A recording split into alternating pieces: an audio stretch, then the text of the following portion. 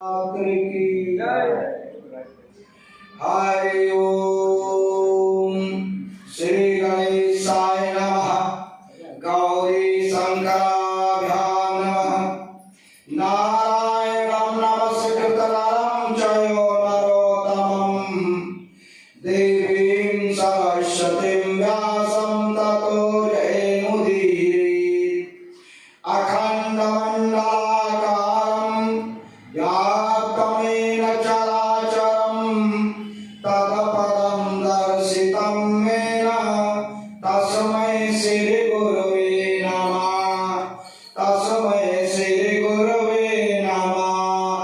ध्यानमूलं गुरुमूर्ति पूजामूलं गुरुपदं मन्त्रमूलं गुरुवाक्यं मोक्षमूलं गुरुकृपा। मोक्षमूलं गुरुकृपा। एक बार गुरु सद्गुरुदेव भगवान की। गंगा तरंग रमणीय जटाकलापं गौरी निरंतर विभूषित वामभागं नारायण प्रियमनंगमदापहारं वाराणसीं पुरपतिं भज विश्वनाथं। एक गुरु काशी विश्वनाथ भगवान की। नमामि अयोध्या भुवनैक वंदितं नमामि शैलजो सहिता सहितरां नमामि श्री हनुमत पाद पंकजं नमामि ते राम पदाम्बुजं दयम्। एक गुरु श्री अवधाम के। विघ्नेश्वराय वरदाय सुरप्रियाय लंबोदराय सकलाय जगद्धिताय नागाननाय स्तुत्यज्ञ विभूषिताय गौरीसुताय नमो नमस्ते। एक गुरु गौरी गणेश भगवान की। जयंती मंगला काली भद्रकाली कपालिनी दुर्गा क्षमा शिवा रात्रि स्वाहा सदा नमोस्ते। नमो देवे महादेवे शिवाय सततं नमः। नमः प्रकृत भद्राय नियता पर्दाय स्मतां सर्वमंगल मांगल्ये शिवे सर्वादिसाधिके शरण्ये त्र्यंबके गौरी नारायणी नमोस्तुते। या देवी सर्वभूतेषु मातरूपेण संस्थिता नमस्तस्यै नमस्तस्यै नमस्तस्यै नमो नमः। एक गुरु आसती ब्रह्मा भगवती की। श्री राम राम रघुनंदन राम राम श्री राम राम भरताग्रज राम राम श्री राम राम रणकरकस राम राम श्री राम राम शरणं भव राम राम। श्री रामचंद्र की। बीड़ा को बजाते मंद मंद मुस्कुराते अम्ब शारदा भी शारदा को प्रथम मनाऊं मैं। दूजे भयहारे भवहारे विनायक चरण सरोज से सतन को झुकाऊं मैं। करके फिर वंदना श्री अंजनी के नंदना के। श्री सीताराम नाम गुणगान आज गाऊं मैं। सादर शिवाई नाई पदमाता बारानाहु विसार राम गुण गाथा। बंदौ तुलसी के चरण जिनके न्यो जग काज कलि समुद्र बूढ़ तलख्यो प्रगट्यो सप्त जहाज। सिया मांडवे उर्मिला सुत के रति वर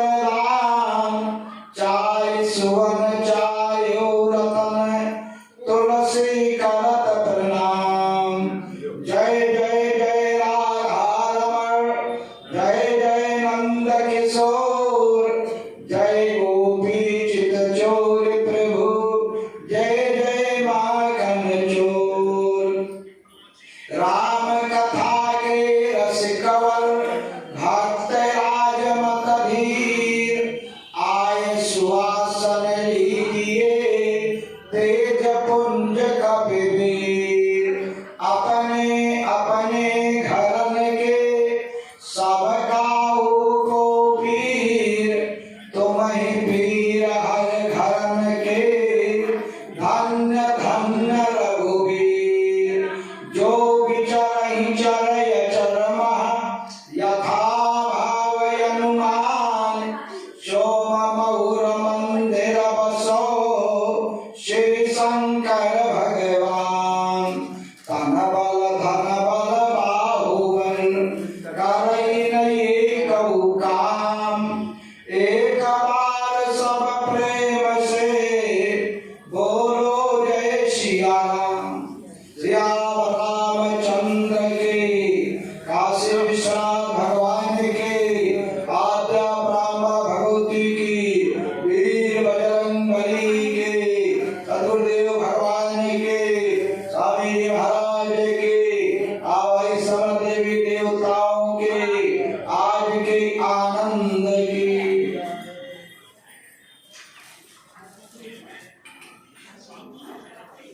समुपस्थित धर्मानुरागी बलभागी नाम पदार्थित अनुरागी भक्तजन, सती सावित्री उर्मिला मांडवी के पवित्र चरित्रों का अवलोकन करने वाली शक्ति स्वरूपा माताओं बहनों,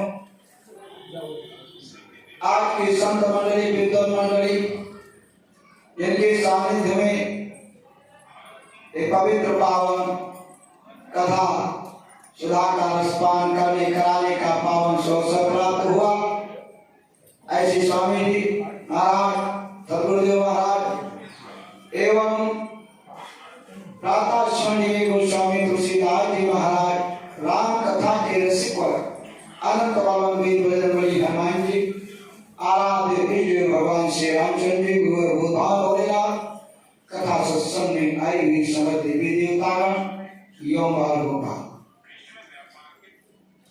आसक्ति प्राण भगवती की विशेष कृपा से ये चलता फिरता प्रयाग उनके पवित्र पावन शुभ अवसर पर, नवरात्रि के पवित्र पावन शुभ अवसर पर आज जो है धीरे धीरे अष्टम दिवस की तरफ पहुंच रहा है, संपन्नता की ओर अग्रसर है।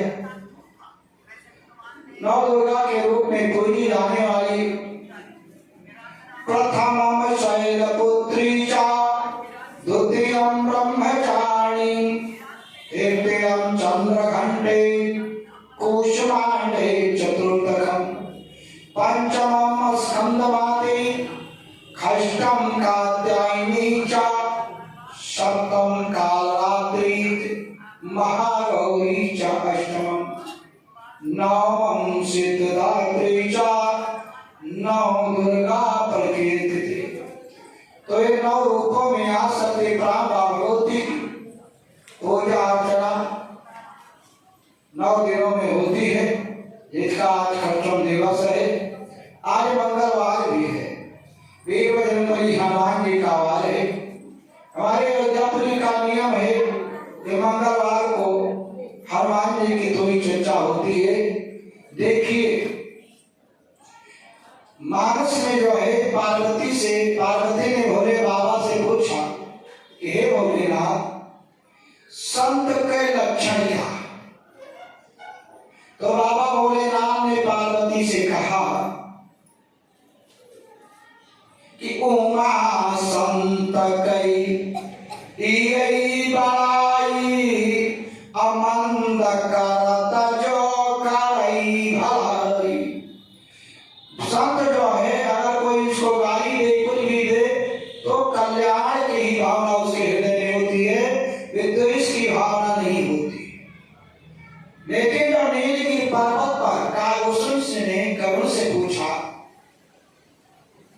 कि संत को कैसे पहचाना जाए, संत की क्या लक्षण है, तो कागभूषण ने गरुड़ से बताया कि पारा उपकार, वचन मन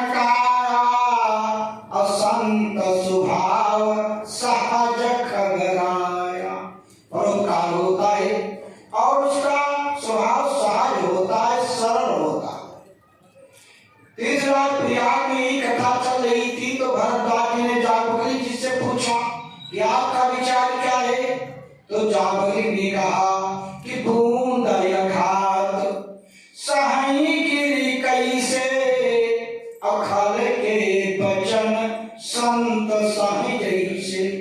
और जब वो स्वामी तुलसीदास जी से भक्तों ने पूछा कि स्वामी जी आपका विचार क्या है, संत के बारे में आपका क्या विचार है, तो गोस्वामी तुलसीदास ने कहा कि जो कोई कहे संत हम चीन्हा तुलसी कान हाथ दई लीना, कि संत हृदय नवनीत समाना, और कहा कभी न पर कहा न जाना। यानी मक्खन से भी कोमल संत का हृदय होता है। मक्खन का बनता है जब दूध में दही मिलाया जाता है, दूध में जब खट्टा मिलाया जाता है तो वो जम करके जो है दही बनता है, और जब उसको मथा जाता है तब उससे मक्खन निकलता है। लेकिन संत का हृदय मक्खन से भी कोमल जो है और बिल्कुल निर्मल होता है। लेकिन यहाँ पर जितने भी आए हैं सब, चाहे कोई नानर है ना कोई नारी है ना कुछ है, सब संत है। क्यों? राम कथा सच किरण समाना, और संत चकोर करई जेहि पान। भगवान की कथा जो है चंद्रमा की किरणों के समान है, और जो संत हैं जो भक्त हैं वो उनकी कथा को चकोर पक्षी की तरह अपने मन को परमात्मा में लगाए हैं। इसलिए यहाँ पर जितने भी आए हैं वो सब संत हैं। मानस में 4 संता का वो आया हुआ है, संत और संता। संता कौन है? नंबर 1 पर नारद है। नारद देखा विकल जयंता, लागी दया कोमल चित संता। दूसरे संता कौन है? अब मोहि भरोसा हनुमंता, अब बिनु हरि कृपा मिलई नहीं संता। तीसरे संता कौन है? यहाँ जो आए हुए हैं वेला धाम के सत्संग परिसर में, वो सब संता ही हैं। क्या? हरि अनंत हरि कथा अनंता, और कहानी सुनई बहुविध सब संता। कहने सुनने वाली सब संता हैं, और मिथिलापुरी में तो सब संता हैं। वहाँ कोई वो नहीं है कि पूरा नारा नारी सुभग सुचि संता, और धर्मशील ज्ञानी गुणवंता। देखिए अयोध्या में लेना और देना दोनों चलता है, यानी लेना और देना दोनों चलता है। और लंकापुरी में केवल लेना ही जानते हैं, देना नहीं जानते। और मिथिलापुरी में केवल देना ही देना जानते हैं। जैसे महाराज मनु ने नैमिषारण्य में अगर भगवान को मांगा दान रूप में, दान लेना दान देना, कि दान सिरो मन कृपा निध, नाथ कहूँ सत भाव, अचाहिय तुम्हें समान सुत, प्रभु सन कवन दुराव। तो अगर भगवान को मांगा पुत्र रूप में, तो महाराज विश्वामित्र को महाराज सब ने दान भी दे दिया। मेरे प्राण नाथ सुख दो, और तुम मुनि पिता आन नहीं को। और लंकापुरी में जब विभीषण ने रावण से कहा कि तुम सीता को राम को वापस दे दो, इसी में तुम्हारा कल्याण है, तो रावण नाराज हो गया। रावण ने कहा तुमको कहां से बुद्धि आई देने की, जब हमारे लंकापुरी का नियम है कि यहाँ लेना ही जानते हैं, देने का कोई नियम नहीं है, तो तुमने देने की बात कहां से कह दी कि जब दे देन कहा भई देही, तो चरण प्रहार कीन सट देही। और रावण ने विभीषण को लात मारा कि तुमने मेरे यहाँ का कानून का उल्लंघन किया। और मिथिलापुरी में केवल देना ही जानते हैं। एक कन्या एक है, और देश देशांतर के राजा को बुलाए हुए हैं, दीप दीप के भूपत नाना आए सुनी जो हम पठाना। इसलिए वहाँ केवल देना ही देना जानते हैं। इसलिए मिथिलापुरी में सब संतान है, पूरे पूर्ण नारी सुभग सुचि संता, धर्म शील जानी गुणवंता। वीर बजरंगबली हनुमान जी का यश चारों जुगों में रहा है, चारों जुग प्रताप तुम्हारा है प्रसिद्ध जगत दुनिया। सतयुग में आप लोगों ने देखा होगा यहाँ सती प्रांबा भगवती सिंह पर सवार है अयोध्या धारण के लिए। आगे आगे हनुमान जी बाल रूप में झंडा लेकर चलते हैं, पीछे पीछे काल भैरव चल रहे हैं। सतयुग का वो दृश्य है। सतयुग में शक्ति को प्रधान बताया, शक्ति की पूजा कराया।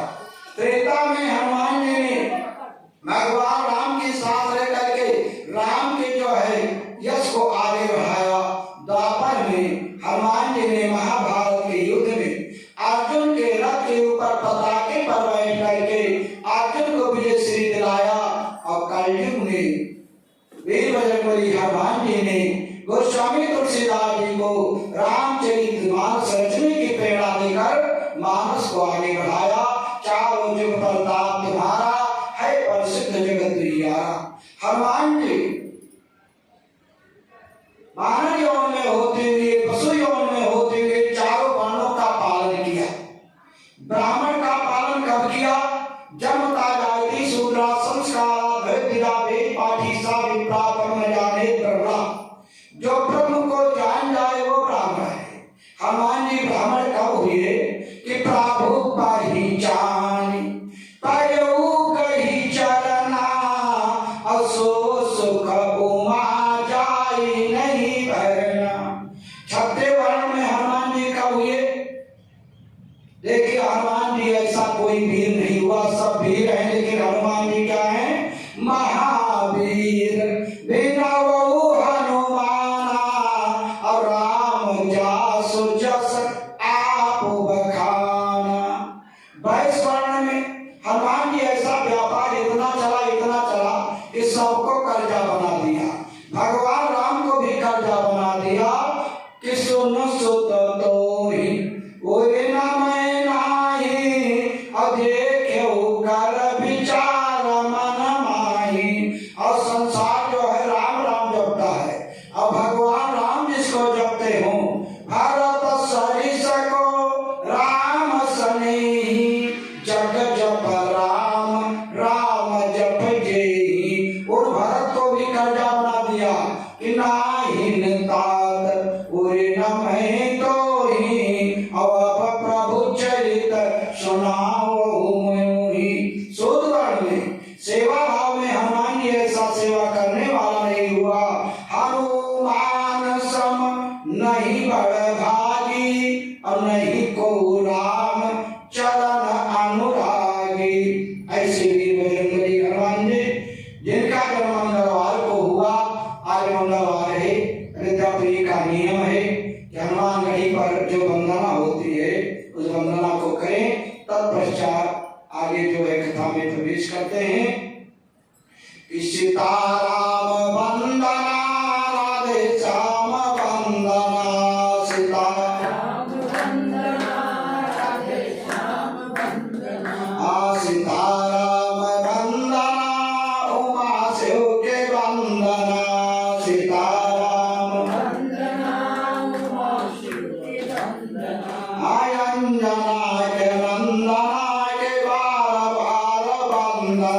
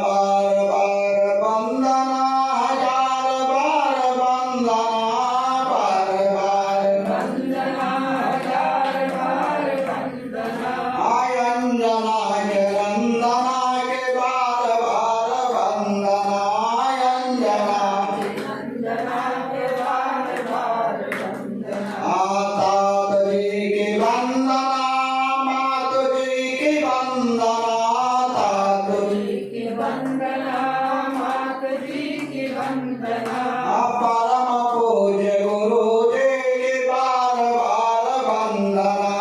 परम पूज्य गुरु जी की बार बार वंदना। बार बार वंदना, हजार बार वंदना। बार बार वंदना, हजार बार वंदना। अंजना के नंदना के बार बार वंदना।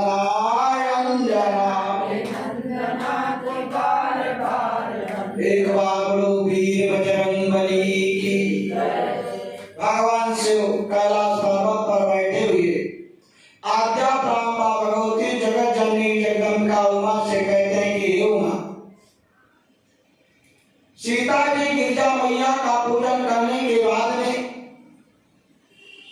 अपनी महल को आती हैं और गिरजा मैया ने सीता को आशीर्वाद दिया कि सुन सिय सत्य आशीष हमारी, पूजहि मन कामना तुम्हारी।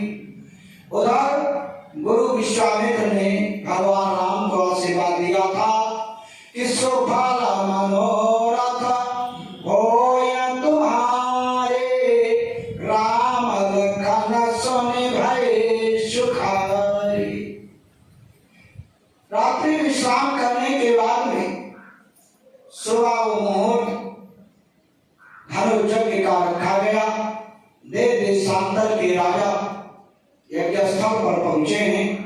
इधर महाराज विश्वामित्र जी प्रभु राम लक्ष्मण को लेकर के मिथिला की गलियों से जहां पर धनु यज्ञ का वो है वहां पर जा रहे हैं और मिथिला की जो नारियां हैं वो इनके रूप को देख करके जो जैसे सुनता है वैसे चल देता है। जो जैसे तैसे ही उठी धावई, बाल बच्च को संग न लावे। आज मिथिला नगरी निहाल है क्योंकि सत्य की नगरी में वो निर्मंडलाकार परमात्मा प्रभु जो है वो शक्ति को प्राप्त करने के लिए जा रहे हैं। इसलिए वहां के जितने भी नर नारी हैं, जितने संत हैं, जितने संता हैं, सब प्रभु का दर्शन कर रहे हैं कि आज मिथिला नगरिया निहाल सखिया, दोनों भैया नमा बड़का कमाल सखिया, दोनों भैया नमा बड़का। इस प्रकार से महाराज विश्वामित्र जी प्रभु राम लक्ष्मण को ले जाकर के और जब यज्ञशाला में पहुंचे तो महाराज जनक ने उनको कौन सी व्यवस्था किया कि सब मंचंते मंचिय सुंदर विशद विशाल, मुनि समीप बैठारे। महाराज विश्वामित्र जी से जो है भगवान राम लक्ष्मण को सबसे ऊंचे मंच दिव्य मंच है उस पर उनको आसन दिया। देशांतर के राजा बैठे हैं और महाराज जनक के कहने के अनुसार उनके जो पुरोहित हैं सतानंद, जो गौतम और अहिल्या के पुत्र हैं, वो सतानंद ने जो है उनका जो है महाराज मिथिलापति की जो प्रतिज्ञा थी कि जो भगवान शिव के धनुष को तोड़ेगा उसी के साथ मैं सीता का विवाह करूंगा। और सभी देशांतर के राजा आए, सभी ने उठाने की कोशिश किया लेकिन तिल भी उसको नहीं हटा पाई। वो धनुष टक से मस्त नहीं हुआ। सभी राजा हार मान कर बैठ गए। जो धार्मिक राजा थे वो तो किनारे नहीं गए, लेकिन जो घमंडी राजा थे वो वहां पर पहुंचे। रावण वाला सिर भी आया था लेकिन उसने प्रणाम करके जो है वो भी चले गए। रावण बाण छुआ नहीं चापा। आखिर में जो और राजा थे वो 10,000 राजा एक बार में धनुष को उठाने के लिए प्रयत्न किया लेकिन धनुष को उठा नहीं पाए। तो महाराज जनक को और चिंता हुई, बहुत ग्लानि हुई। उन्होंने कहा अगर मैं जानता कि ये पृथ्वी वीरों से खाली है तो मैं ऐसी प्रतिज्ञा नहीं करता। नखललाल जी बोले और उसी समय जब शुभ समय आया तो महाराज विश्वामित्र ने प्रभु राम को आदेश दिया कि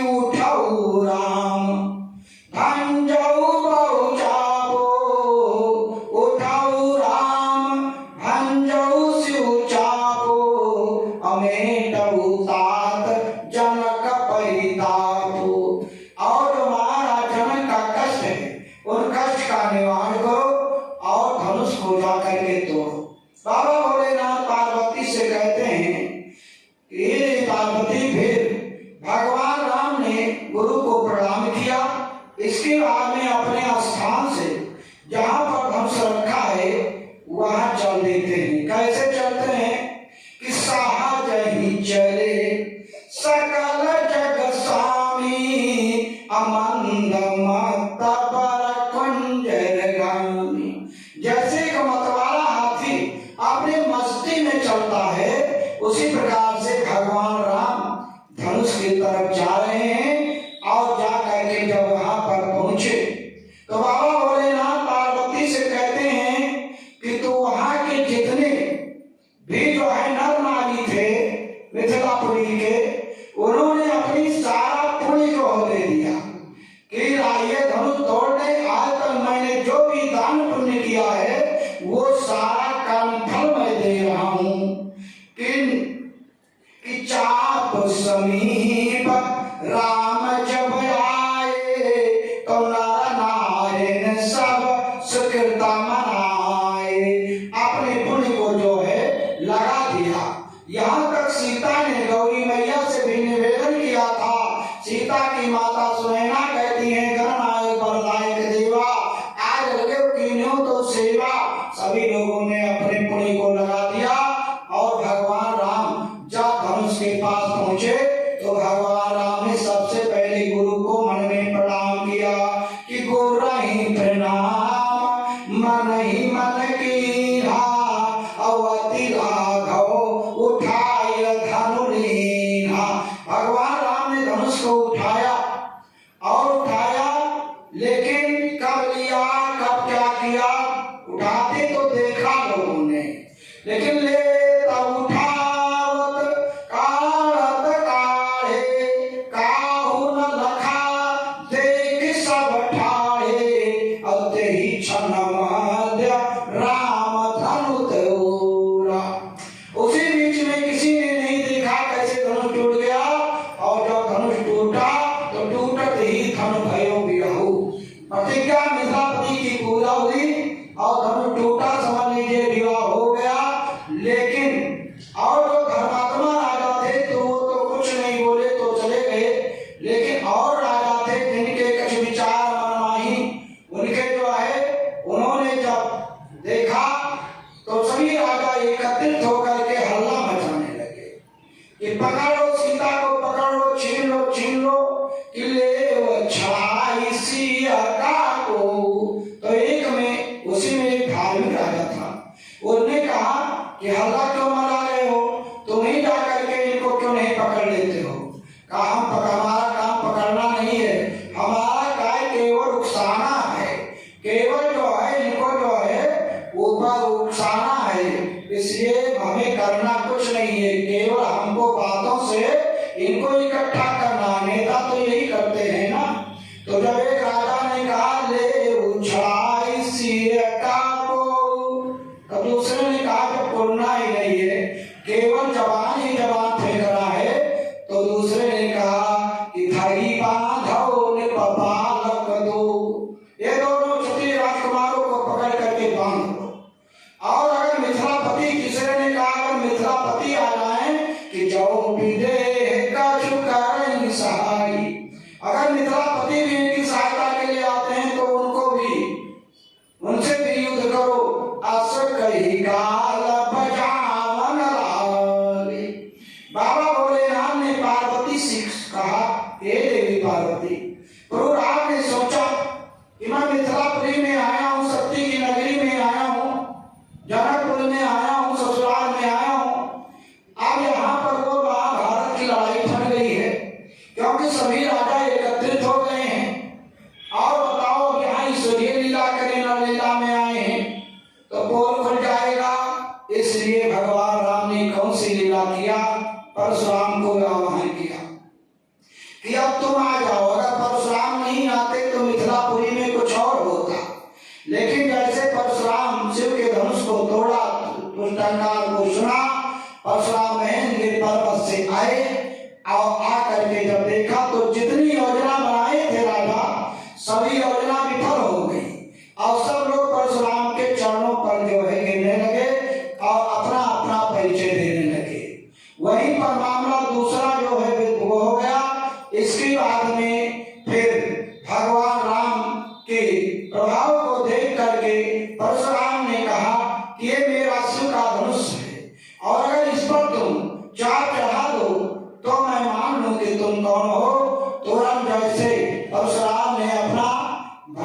दिया।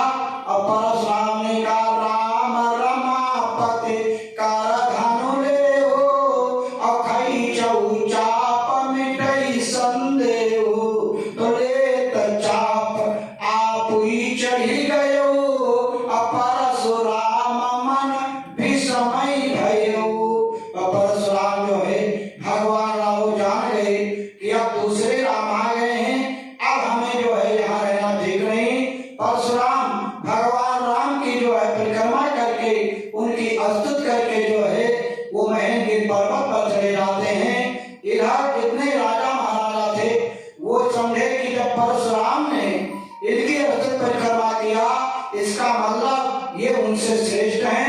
वहीं पर जो है प्रभु का जो है ऐश्वर्य और बढ़ा। बाबा भोलेनाथ पार्वती से कहते हैं कि पार्वती फिर इस प्रकार से विवाह के समय जो है अगहन जो है पंचमी शुक्ल पक्ष पंचमी को मुहूर्त निर्णय हुआ, और उसी दिन अयोध्यापुरी से 12 जनकपुर पहुंची, और वहां भगवान राम लक्ष्मण राम सीता चारों भाइयों का विवाह हुआ। राम का विवाह सीता के साथ हुआ, लक्ष्मण का विवाह उर्मिला के साथ हुआ, भरत का विवाह मांडवी के साथ हुआ, शत्रुघ्न का विवाह सुग्रीव के साथ हुआ। चारों भाई विवाह करने के बाद में अयोध्यापुरी में आए और बड़े अमन चैन से रह रहे हैं। सुखदेव बाबा भोलेनाथ पार्वती से कहते हैं कि हे देवी पार्वती, इस प्रकार से बहुत समय बीत गया। एक दिन महाराज दशरथ ने शीशे में अपने मुख को देखा तो देखा कि कान के बाल पक गए हैं, चौथे पर जाइए निपटान, और अब राम को अपने बड़े बेटे राम को अयोध्या का राजपाट देकर इनका राज्याभिषेक करके हम जंगल में भगवत प्राप्ति करने के लिए जो है जंगल में चले जाएं, ऐसा विचार मन में सोचा। गुरु के यहाँ गए, वशिष्ठ के कहा गुरुवर मुहूर्त देख लीजिए और कैसा क्या मुहूर्त है, उसी दिन जो है उनको जो है राज्याभिषेक किया जाए। गुरु वशिष्ठ ने कहा राजन, शुभ मुहूर्त के लिए कौन सा मुहूर्त, सब दिन जो है शुभ है, शुभ काम के लिए क्या मुहूर्त देना, कहा नहीं देख लीजिए। वशिष्ठ ने कहा काल ही देव राम युवराजु, कल ही उनको राम को युवराज बना दीजिए, शुभ मुहूर्त के लिए मुहूर्त क्या देखना। कहा कि अरे गुरुवर आपने काल कल तो तुरंत कह दिया जबान से कहने, अब करने में अंतर होता है। राज्याभिषेक में सभी व्यवस्था करना पड़ता है, इतनी जल्दी कैसे हो पाएगी। गुरु वशिष्ठ ने कहा राजन, जो तुम न कर पाओ वो मेरे ऊपर छोड़ दो। महाराज दशरथ ने कहा कि हम सारी व्यवस्था कर लेंगे, लेकिन एक व्यवस्था नहीं कर पाएंगे रातों रात। का कौन सी व्यवस्था, कहा कि राज्याभिषेक में समस्त तीर्थों के नदियों का जल लाया जाता है, तो रात रात हम कहां पर ले आएंगे, ये व्यवस्था हम नहीं कर पाएंगे, इसलिए समय आगे बढ़ा दीजिए। गुरु वशिष्ठ ने कहा राजन और व्यवस्था का आप सब कर लेंगे, हुकुम दलदर है, चक्रवर्ती नरेश है, लेकिन तो कहा ठीक है ये व्यवस्था हमारे ऊपर छोड़ दीजिए।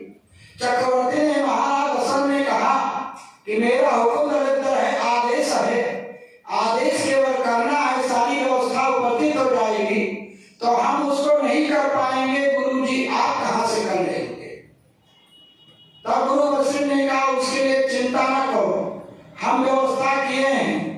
कहा कैसे व्यवस्था कर लोगे, कहा जिस दिन चैत्र रामनवमी के दिन आ रही है ना, 27 तारीख को है, तो चैत्र रामनवमी के दिन अयोध्यापुरी में समस्त तीर्थ आते हैं सरयू में स्नान करने के लिए, और प्रयागराज लोग जो है माघ के मौनी अमावस्या में गंगा स्नान करने के लिए जाते हैं और अपना पाप धुल कर आते हैं, इसलिए प्रयागराज काले हो जाते हैं।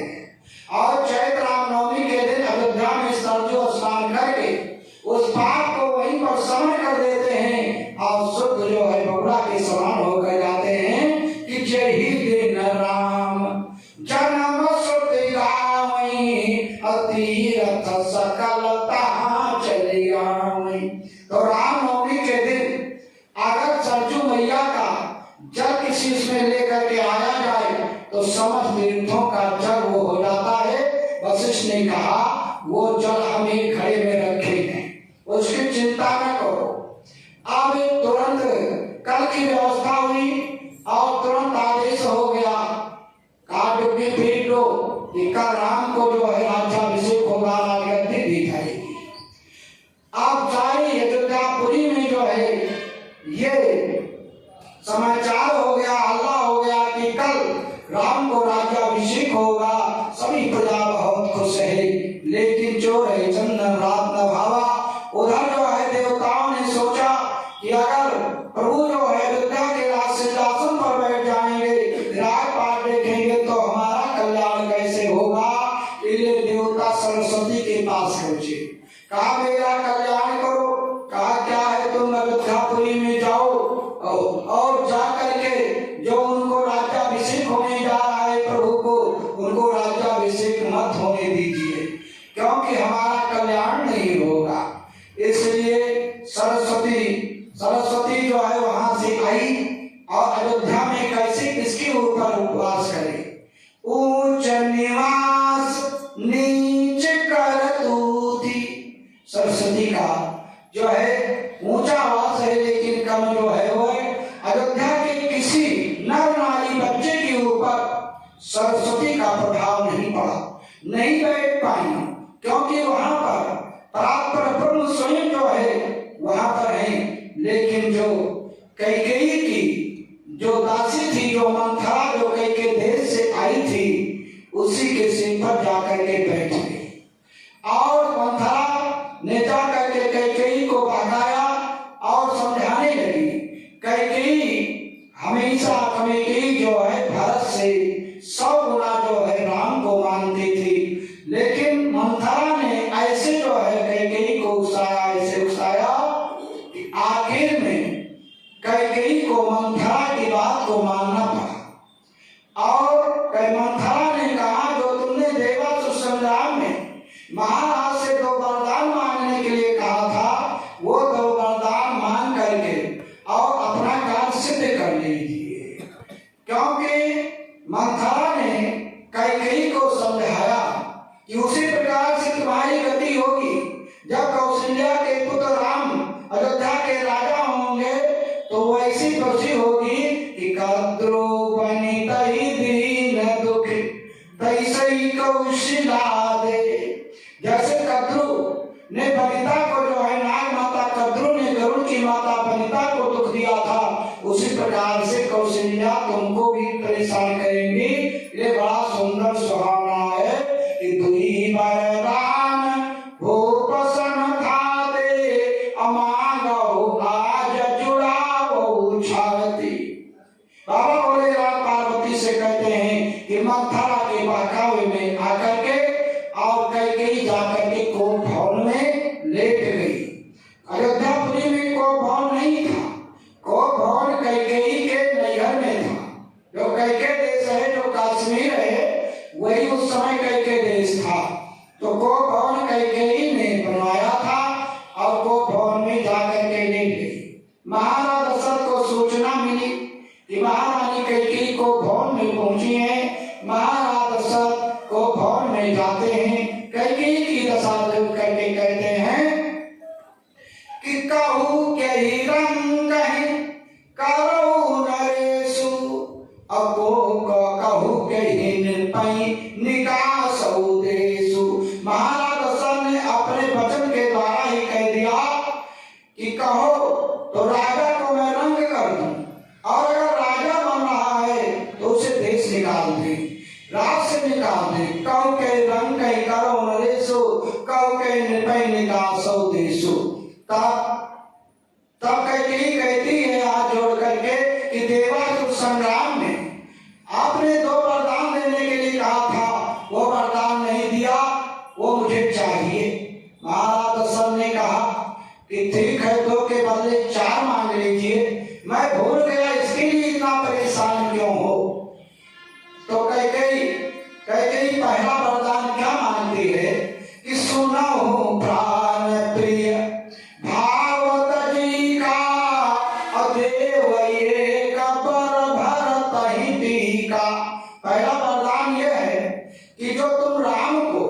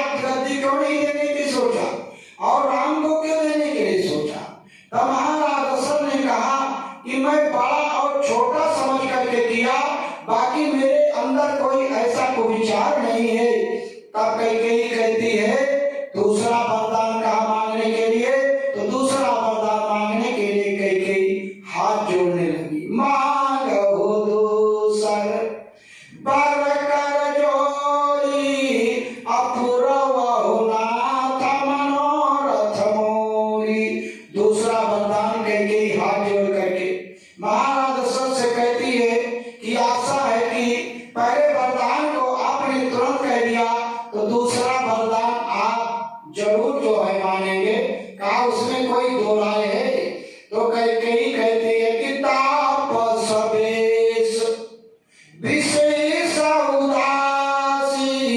महाराज दशरथ ने कहा मैं तो ये सोच रहा था कि राम को रात तिलक करके हम जंगल में जाकर तपस्या जीवन बितावें, उसके लिए तुम क्यों परेशान हो रही हो?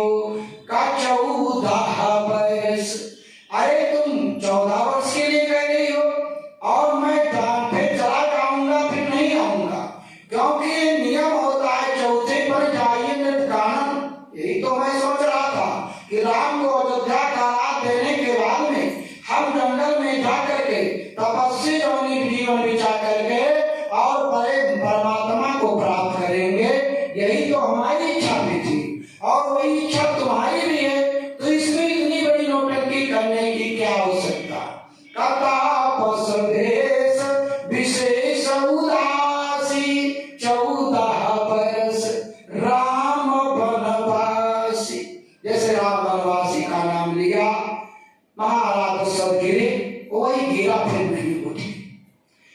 फिर इसके बाद में ये सोचना जब प्रभु राम को पता चली, भगवान राम कैकेयी के महल में को भवन में पहुंचते हैं और सारी बात को कहा तुम्हारे ही कारण तुम्हारे पिता की ऐसी दशा हुई है और 14 वर्ष के लिए वनवास जो है उन्होंने आपको दिया है और राज जो है मेरे बेटे भरत को दिया है, इसीलिए उनको कष्ट है।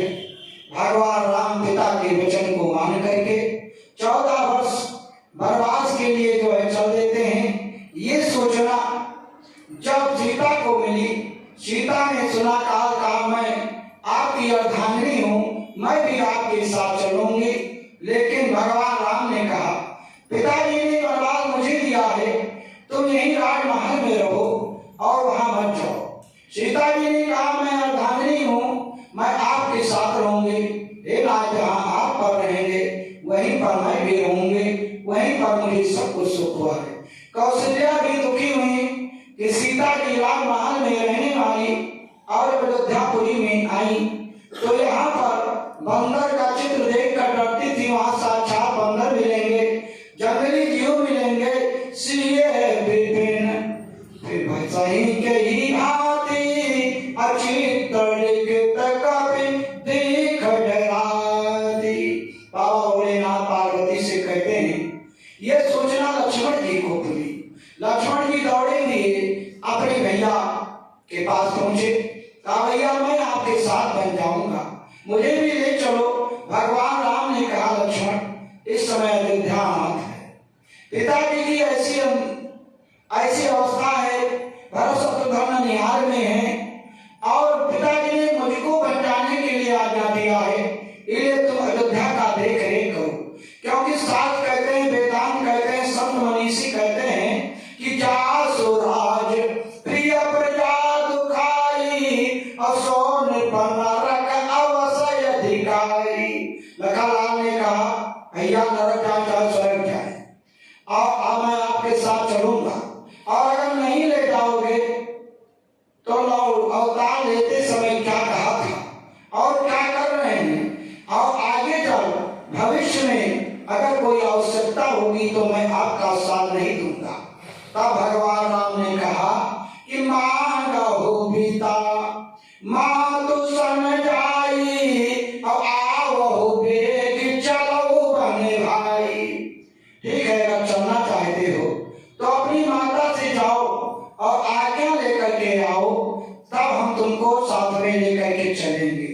बाबा भोलेनाथ पार्वती से कहते हैं कि लखनलाल जी अपनी माता सुमित्रा के पास पहुंचे, चरणों में प्रणाम किया, सारी बात को बताया कि मैं भैया के साथ जंगल जाने के लिए तैयार हूं। सौतेली माता है सुमित्रा, क्या कहती है कि बेटा आज मैं पुत्र कहलाने की अधिकारिणी हुई कि पुत्रवती जुपति जग सोई रघुपति भगति जासु सुत होई। अगर भगवान का भक्त नहीं हुआ तो का नाता रूपांश बंध्या हो जाना चाहिए, और नहीं बंध्या हुई तो ऐसे शब्दों का प्रयोग किया जो पशुओं को किया जाता है। न तारो बांधी भली बात बियानी, राम विमुख ते सुत हित जानी। सुमित्रा कहती हैं कि चौपई राम सिए बन जाई, तो अवध तुम्हारा काज कछु नाही। क्योंकि जहाँ राम तहाँ अवध निवासो, और जहाँ भानु तहाँ ते मेरे प्रकाशो।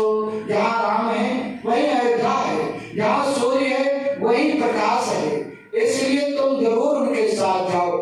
लेकिन बेटा करना साथ में जाना, लेकिन जो भाई और भाभी का रिश्ता है ये रिश्ता अयोध्यापुरी में छोड़ देना। तब लखनलाल ने कहा माता जी रिश्ता रिश्ता होता है, वो मेरे बड़े भैया हैं, वो मेरी भाभी हैं, तो मैं उनको बड़ा भैया नहीं मानूंगा, उनको भाभी नहीं मानूंगा, तब क्या मानूंगा। तो सुमित्रा ने कहा कि तात तुम्हार मातु भई देई, पिता राम सब भांति स्नेही। राम को अपना पिता, सीता को अपनी माता मानना। इस प्रकार से माता सुमित्रा से आज्ञा लेकर के लखनलाल जी प्रभुराम के पास पहुंचे और कहा माता जी ने आज्ञा दे दी। भगवान राम ने कहा आप अपनी धर्म पत्नी उर्मिला से जा करके जो है उनसे जो है विदा होकर के आओ, तब लेकर चलेंगे। लखनलाल ने कहा माता जी ने तो आज्ञा दे दी, लेकिन वो मेरी धर्म पत्नी है, पतिव्रता नारी है, वो कैसे आदेश देगी। सीता जी को बहुत समझाया, लेकिन सीता जी नहीं मानी, साथ चलने के लिए तैयार हुई। तो बताइए वो भी अर्धांगिनी है, वो भी जिद कर लेगी तो क्या होगा। लखनलाल ने सोचा मुझे ले नहीं जाना चाहते हैं, इसीलिए इतना आनाकानी कर रहे हैं, लेकिन आदेश दो। आदेश लखनलाल जी उर्मिला के आज जाते हैं। उर्मिला सोने के थाल में आरती उतारने लगी अपने पति की, और लखनलाल ने कहा कि उर्मिला विदा करो, दिन है उत्साह मनाने का, माता ने आज्ञा दे दी है, कर चुका हूँ प्रण बन जाने का। तो उर्मिला ने एको शब्द नहीं कहा कि रुक जाओ ना जाओ। उर्मिला ने तुरंत क्या कहा एक कदम बढ़ करके कि प्राणेश्वर प्रस्थान करो, रघुराई जी की सेवा में, भाई का जीवन सार्थक है, भाई भाभी की सेवा में। लखनलाल जी जीव है। लखनलाल जी सोचने लगे ये कैसी पतिव्रता, इसकी बुद्धि कैसे हो गई। ये को जबान नहीं कहा, ये बिल्कुल भगाने पर ही बैठी थी। लखनलाल जी सोच विचार में पड़ जाते हैं। तो उर्मिला फिर कहती है कि मैं खुश होती हूँ तुम्हें देख, पोशाक सफर की पहने हो, अब बन जाने को हो तैयार, तो यहाँ किस लिए ठहरे हो। जब तुमने संकल्प कर लिया है, माता की आज्ञा हो चुकी है, तो यहाँ क्यों रुके हो, एक क्षण रुको, तुरंत चले जाओ। लखनलाल ने कहा कैसी बातें कर रही है, इसका पतिव्रता धर्म कहाँ चला गया जो है, कैसी बातें सोच विचार में पड़ गए। तब उर्मिला कहती है हे नाथ, यद्यप मैंने पतिव्रता धर्म से हट करके आपसे बात किया, ये पतिव्रता नारी का धर्म नहीं कि अपने पति को ऐसे शब्दों का प्रयोग करे, लेकिन मैं जानती हूँ कि यदि मुझे साथ ले जाओगे, कर्तव्य में बाधा आवेगी, अब हो गया मोह यदि प्रबल मेरा, तो सब सेवा छूट जाएगी। इसलिए मैंने कहा है। और दूसरी बात, जो मेरे नाथ है, जो मेरे मौसा हैं, उन्होंने कुंतला देवी की यज्ञ करके पसंद किया है कि 14 वर्ष जो नींद नारी भोजन का त्याग करेगा वही मेरा वध कर सकता है।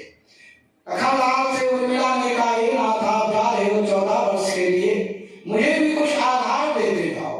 तो लखनलाल ने उर्मिला के आंगन में एक तुलसी का पेड़ लगा दिया और कहा मैं इसी तुलसी को मेरा निमित्त मान करके इसका पूजन अर्चन करना, जिस दिन ये तुलसी सूख जाएगी उसी दिन समझ समझ लेना कि मैं धराधाम पर नहीं हूँ। और लखनलाल उर्मिला से विदा होकर के प्रभु राम के पास पहुंचे थे। फिर भगवान राम लक्ष्मण सीता को सुमंत्र जो है रथ पर बैठा करके, क्योंकि महाराज दशरथ ने सुमंत्र से कहा था बल दिखाई सुरसई अनुभाई, जाओ तो जंगल घुमा करके गंगा स्नान करके ले आना। बस तो उसके जो है कैकेयी की वचन भी रह जाएगी और सारा कार्य हो जाएगा। सुमंत्र जी रथ पर बैठा करके जब प्रभु राम लक्ष्मण सीता को लेकर चलते हैं अयोध्यापुरी से, तो जितने भक्त हैं वो जो है चले, क्योंकि अयोध्यापुरी में सब संत हैं, सब भक्त हैं। केवल 3 असंत हैं, 3 में विरोधी हैं। कौन? एक पुरुष और 2 महिला। एक तो वो थी जिन्हें सीता को जो है गर्भावस्था में भेजा, और दूसरी मंथरा और कैकेयी। और लंकापुरी में केवल 3 संत हैं, बाकी सब असंत। वो 3 संत कौन? एक पुरुष, 2 महिला। पुरुष में विभीषण और महिला में विभीषण की पुत्री त्रिष्टा और मंदोदरी। और मिथिलापुरी में सब संत, सब संत और संता है, वहां कोई संत नहीं है। पूर्णाना सुबक्ष संता धर्मशील ज्ञानी गुणवंता। जब लेकर के चलते हैं तो उनके पीछे पीछे जितने भगवान राम के प्रेमी हैं, भक्त हैं, वो नारी सब चल देते हैं। अब भगवान राम चल दिए और सब पैदल पैदल चलते हैं। और ये तमसा के तट प्रथमवास तमसा भयो। तमसा नदी पर शाम हो गई। भगवान राम लक्ष्मण सीता और सारे अयोध्यावासियों के साथ वहीं पर विश्राम करने लगे। और सारे अयोध्यावासी दिन भर के थके हारे मांगे बेचारे वो सो गए। खर्राटे मार करके जब सोने लगे तो भगवान राम उठे, लक्ष्मण सीता को जगाया और इसके बाद में सुमंत्र को जगाया। और इसके बाद में सुमंत्र से कहा कि तुम रथ लेकर के आगे चलो, ऐसे रथ हाँकना कि रथ का पहिया जमीन पर न दिखाई पड़े, नहीं उसके निशान को देख करके ये लोग जो है हमारा पीछा कर लेंगे। खोज हमारी रथ हाँकहु दाता, आनहु पाई बनई नहीं बाता। तब लखनलाल ने कहा भैया लाओ इनको भी जगा दें, जो अयोध्यावासी हमारे साथ आए और जो सो रहे हैं। भगवान राम ने कहा इनको सोने दो, इनको मत जगाओ। लखनलाल ने कहा क्यों? हम आए भाई की सेवा के लिए आए, सीता आई पतिव्रता धर्म का पालन करते हुए, और सुमंत्र आए राज धर्म का पालन करने के लिए। लेकिन ये बेचारे अयोध्यावासी नर नारी आपके प्रेम में आए हैं, और अगर इनको छोड़ करके चले जाओगे सोते हुए, ये जागेंगे तो जिनको इतना बड़ा प्रेम आपसे है कि अपने घर द्वार सब कुछ छोड़ दिया, पुत्र परिवार जो कुछ थे वो भी छोड़ दिया, और तुम्हारे लिए आए हैं, तो आत्महत्या भी न करने। इसलिए इनको जगा दें और इनको समझा बुझा करके वापस कर दीजिए। भगवान राम ने कहा लक्ष्मण इसीलिए मैं तो इनको सोते हुए जाना चाहता हूँ कि अगर ये जाग जाएंगे मेरी बात को नहीं मानेंगे, क्योंकि मैंने अयोध्यापुरी में ही इनको समझाया तब ये नहीं माने, इसीलिए तो मैं जाना चाहता हूँ। भगवान राम लक्ष्मण ने कहा कि प्रभु आखिर में इनकी गलती क्या है? आखिर में लखनलाल ने सोते सोते सोचा कि इनकी केवल एक गलती है कि बेचारे सो गए। भगवान राम ने कहा हाँ ये सो गए, और जो सो जाता है उससे खो जाता है। लखनलाल ने उसी जगह पर प्रतिज्ञा कर लिया कि आज ये सो गए हैं और इनको सोते हुए छोड़ करके ये भागे जा रहे हैं। यद्यपि इनके प्रेम में ये आए हुए हैं, हमको तो वहीं से लाना नहीं चाहते थे अयोध्या से, और अगर मैं कहीं सो गया तो हमको छोड़ करके ये भी भाग जाएंगे। उसी जगह पर लखनलाल ने प्रतिज्ञा कर लिया कि आज से मैं सोऊंगा नहीं, नींद नाय भोजन का त्याग कर दिया, और लखनलाल 14 वर्ष तक नहीं सोए। बाबा भोलेनाथ पार्वती से कहते हैं कि पार्वती फिर सोती हुई अयोध्यावासी को छोड़ करके भगवान राम लक्ष्मण सीता को रथ बैठा करके सुमंत्र जो है गंगा के तट पर पहुंच गए। और जब गंगा के तट पर पहुंचे तो भगवान राम ने सुमंत्र से कहा कि अब तुम यहाँ से वापस अयोध्यापुरी को जाओ और यहाँ की यात्रा अब हम वनवास के रूप में करेंगे। आखिर में सुमंत्र ने कहा कि महाराज का ये आदेश है कि वन दिखाई सुरसरी अनुमाई, इसलिए गंगा स्नान करके आप अयोध्यापुरी को चलो। कहा नहीं, मुझे 14 वर्ष का वनवास है, लेकिन 14 वर्ष के बाद में मैं आऊंगा। सुमंत्र जाने के लिए तैयार नहीं हो रहे हैं। भगवान राम ने जबरदस्ती सुमंत्र को गंगा के तट से वापस किया, क्योंकि सुमंत्र को अहम हो गया था, किसी अयोध्यावासी को नहीं जगाया, उसने श्रेष्ठ हमको माना, इसलिए हमको जगाया। बाबा भोलेनाथ पार्वती से कहते हैं कि बरबस राम सुमंत पठाए असुर सर तीर आप चली आए। अब जब गंगा के तट पर पहुंचे तो जो केवट है, मल्लाह है, जो नाव को खेलने वाला है, वो अपनी नाव जो है गंगा के उस पार लगाए हुए है। भगवान राम उस केवट से, मल्लाह से नाव मांग रहे हैं कि हे मल्लाह, तू अपनी नाव इधर ले आओ और मुझे गंगा पार करा दो। मांगी नाव न केवट आना और कही तुम्हार मरम मैं जाना। बाबा भोलेनाथ पार्वती से कहते हैं कि पार्वती, भगवान राम केवट से नाव मांग रहे हैं और केवट कह रहा है कि मैं नाव नहीं लाऊंगा, क्योंकि हम तुम्हारे मन को जानते हैं, तुम्हारे मन की बात को जानते हैं, इसलिए हम नाव नहीं लाएंगे, साफ साफ इनकार कर रहे हैं। तो पार्वती ने कहा, हे भोले बाबा, जिन भगवान के मर्म को ब्रह्मा विष्णु महेश नहीं जान पाए,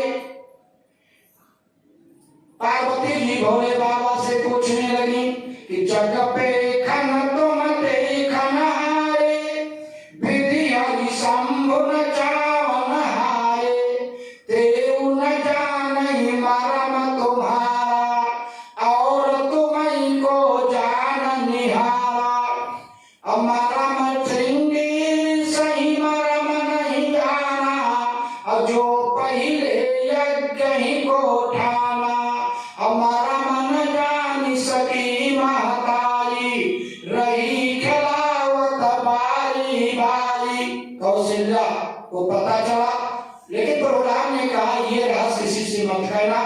कौशल्या ने अपने तक सीमित रखा कि कौशल्या नहीं मरम को भाखा, और जो 9 माह गर्भ में रखा, और दशरथ मरम जानी जो पौदे, तो काहे राम का बन पठौते, और जनक अवधपुर मरम न जाना, और प्रभु को नर रूप में माना, कि मास दिवस का दिन भयो मरम न जानहु कोई, और रथ समेत रवि थाप्यो निशा कवन विधोई। और भगवान राम जब मिथिलापुरी में पहुंचे हैं तो वहां के नर नारियों ने जिसकी जैसी भावना थी उसी घरवाना के अनुसार देखा कि निज निज रुख सब राम ही देखा, और को न जाने कछु मरम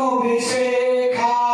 जागी रही भावना जैसी, और हरि मूरत देखी तेन तैसी।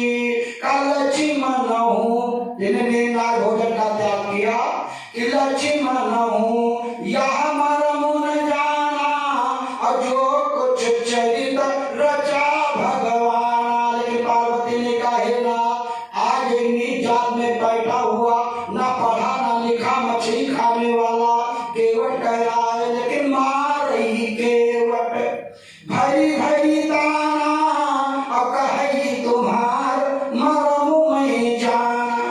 और केवट चैलेंज दे रहा है कि हम तुम्हारे मर्म को जानते हैं, और भगवान के मर्म को केवल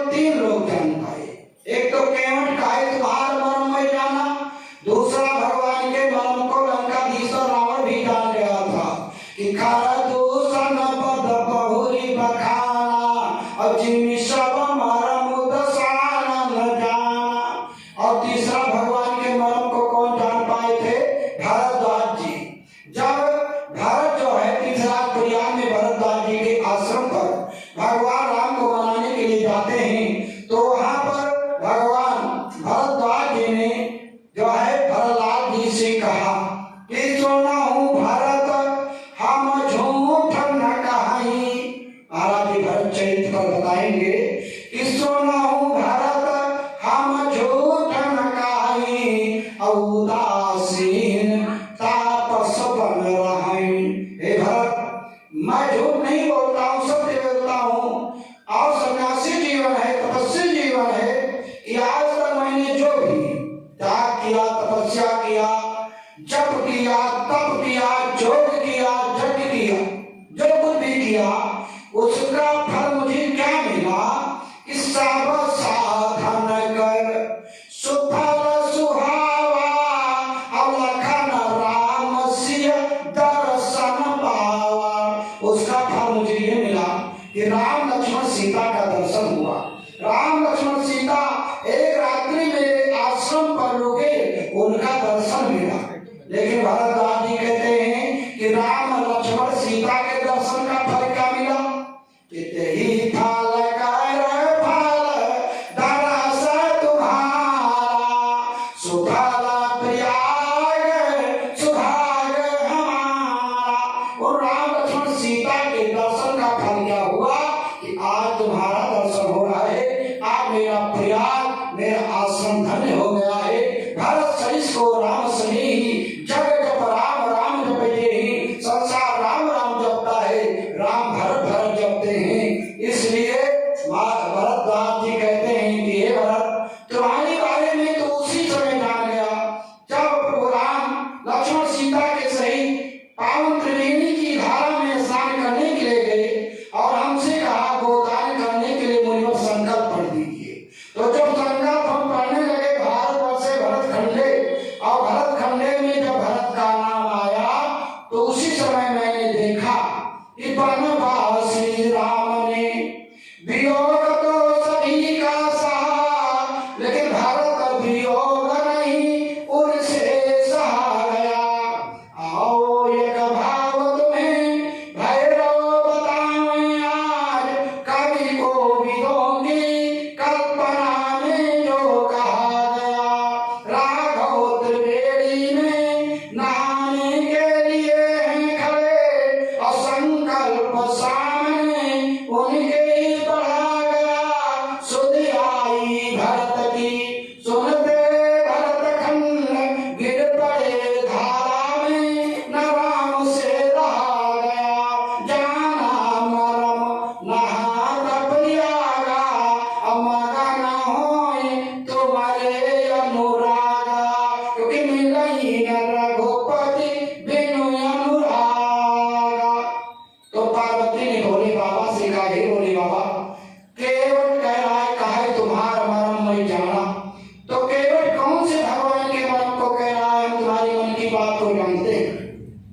केवट ने कहा, मैं जानता हूं कि तुम सोती हुई अयोध्या वासी को छोड़कर चोरी से भाग आए हो, और ये भी जानता हूं कि अभी सुमंत्र को यहाँ से वापस किया है। तो इधर से सुमन जाएंगे, उधर से अयोध्या वासी जाएंगे, मिलेंगे, पूछेंगे सुमन से कहाँ छोड़ कर आए, वो कह देंगे घोड़ों केवट के घाट पर छोड़ कर आए हैं। अब वो दौड़े हुए अयोध्या वासी हमारे यहाँ आएंगे, और या तो हम सबको उतारें सारा दिन, और नहीं उतारेंगे लौट जाएंगे। महाराज दशरथ से बताएंगे और वो तुरंत आदेश लगा देंगे कि अब केवट तो हमारे नदी के तट पर नाव मत लाना, क्योंकि गंगा का एक किनारा अयोध्यापुरी की तरफ है और दूसरा किनारा सिंधवेदपुर की तरफ है। तो हमारा किनारा बंद हो जाएगा, रोजी रोटी बंद हो जाएगी। इसलिए केवट कह रहा है कि मंत्र ने द्वारा जब सुनी पई है, और राम राम कही चहुदिस धई है। आई है हमारे तीर दुखारी, पूछी है कहाँ गए असुरारी। तो हम तुम का वही पार पठाई, वही पूछे तब कहा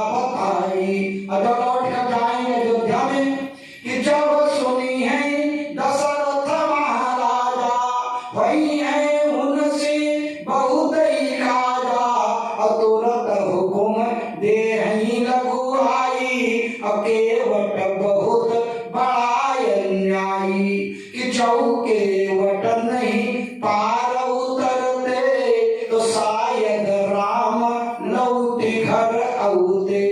तो यही देवई यही है ऋषि आई, घाट हमार बंद हो जाई। इतना बड़ा परिवार है, यही मेरी रोजी रोटी है।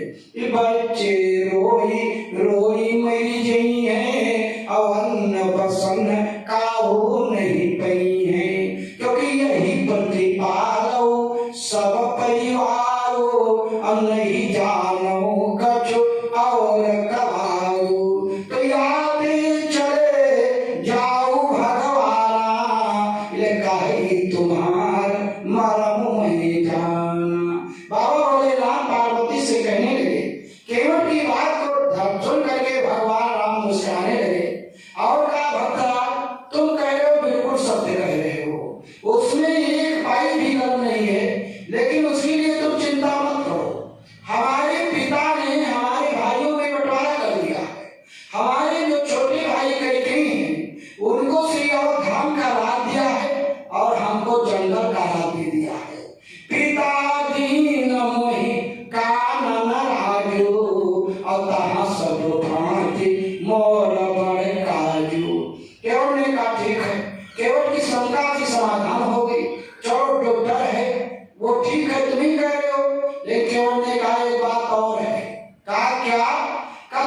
मुनि घरनी होई जाई, बाट भरई मोय नाव उठाई, क्योंकि छुअत शिला भई नाई सुहाई, आहन देना काफी कठिनाई। केवट ने कहा मैं जानता हूँ, सुना हूँ, जब आप गुरु विश्वामित्र के साथ राम लक्ष्मण के साथ जनकपुर जा रहे थे, मिथिलापुरी को जाते थे, कि जनकपुरी जब ग्यऊ रघुराई, तो मग में मुनि ने शिला दिखाई। शिला देखी पूछऊ रघुनाथा, चरण लगा कर कि हो सना था। तब पत्थर मिले बहुत मग माही, अपर प्रभु तुम पूछो कछु नाही। पूछो जासो भई सो नाई, और अति विचित्र है कथा तुम्हारी। उसी प्रकार से आप गंगा के तट पर आए, तमाम घाट है, किसी घाट पर नहीं गए, हमारे घाट पर आए हैं, तो वही सही प्रभु यहाँ बहुमल्ला, अपर प्रभु तुम पूछो नहीं कहा। पूछो मोशन कृपा निधाना, ले कही तुम्हार मरम में जाना। इसलिए हम जानते हैं, इसलिए नहीं उतारेंगे। भगवान राम ने कहा ऐसा है, उसको उसके पति का श्राप था, इसलिए वो पत्थरनारी हो गई। उसमें हमारे चरण का कोई दो नहीं है, और तुम इसके लिए चिंता न करो। केवट ने कहा एक बात है, आपके राजा महाराजा की बात है, और हम गरीब बताइए, एक घर में खाने वाले बैठे हैं, रोजी रोटी वो भी स्त्री हो जाएगी तो क्या होगा? वही गति होगी जो तुम्हारी होगी। केवट कह रहा है कि एक बात है और नारी, कि तोहरे घरे तीन महताई। तुम्हारे घर में तीन माताएं हैं, कौशल्या, कैकेयी, सुमित्रा। भगवान राम भक्त के भाव में फंसे हो गए, फंस रहे हैं, बहुत ध्यान से सुन रहे हैं। लक्ष्मण जी का पाला गर्म हुआ। कहा कि तो बताइए, कहा कहूँ दशरथ थी, तो तुम्हारे पिता महाराज दशरथ तीन विवाह नहीं करते, तो आप तुम अयोध्या के राज सिंहासन पर बैठे, जंगल नहीं हटा दिए जाते। जो दशरथ थी तीन न लहुते, तो काहे घर से बनही पठौते। परई नारी औ बरई बिचारी, अपल पल में झगड़ई घरवाली।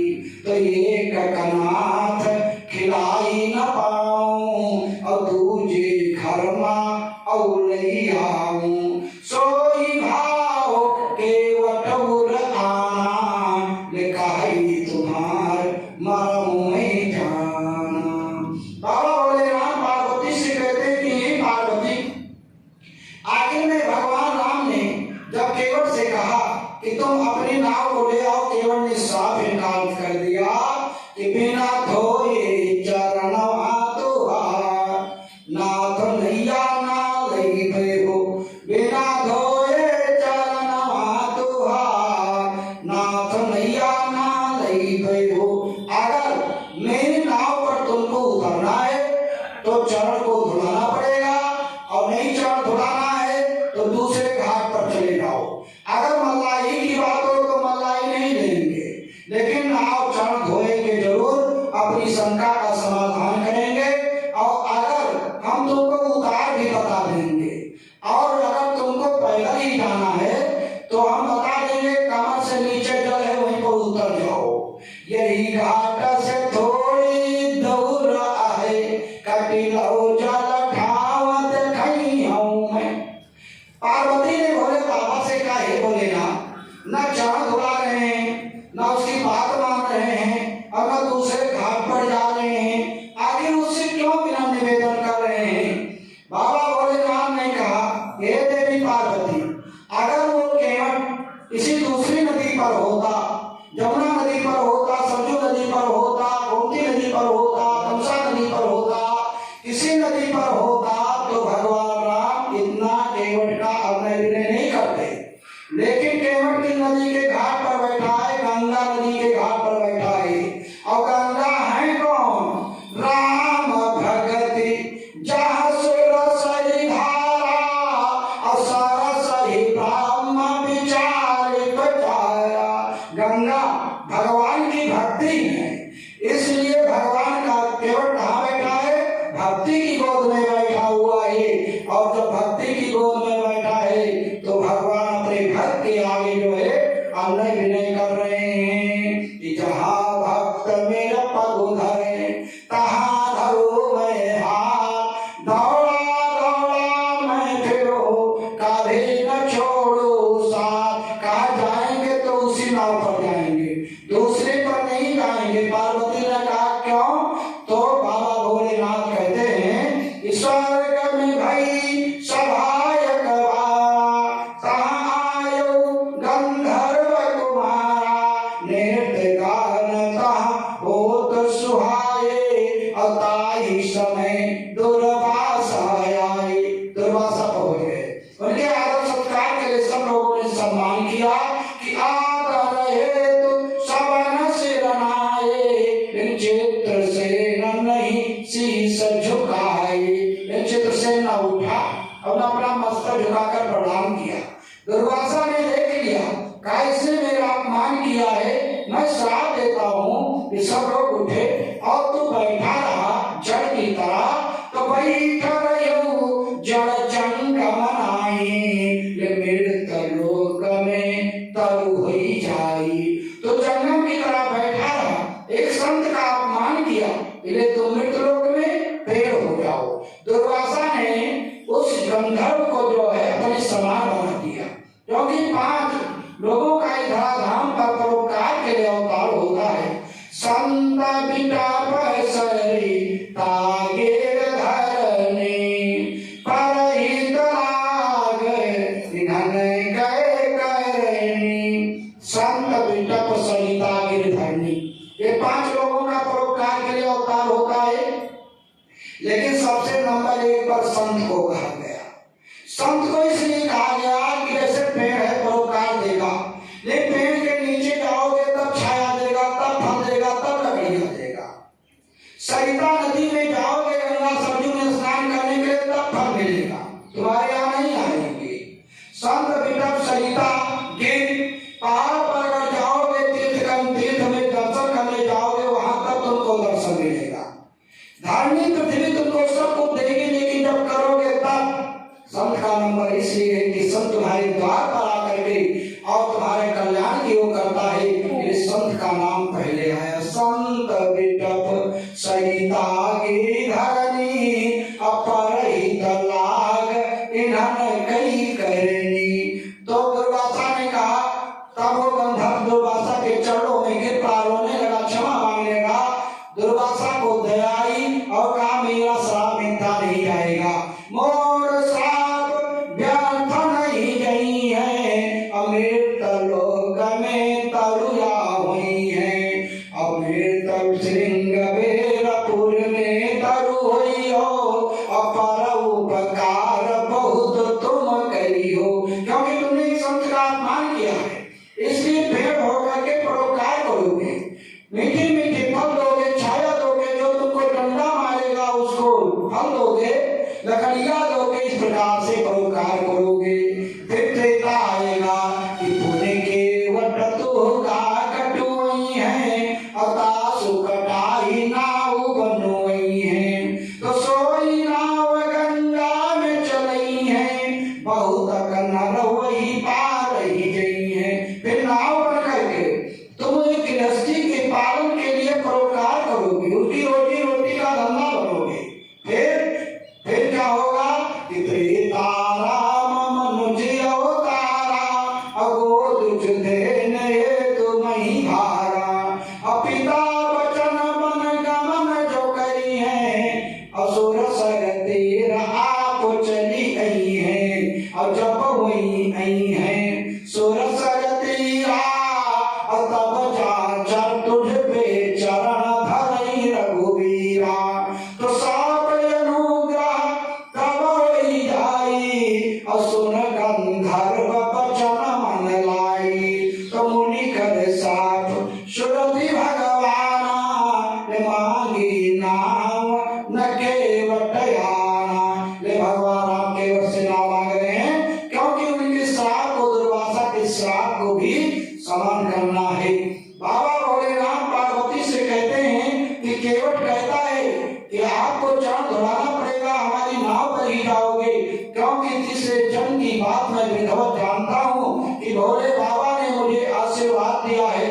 केवट तीसरे जन्म में शिकारी गहेलिया था, और जंगल में शिव पुराण की कथा है। जंगल में शिकार खेलने के लिए जाता है और कोई शिकार नहीं मिलता है, लौट आया, उसके परिवार के बच्चे भूखों रह गए।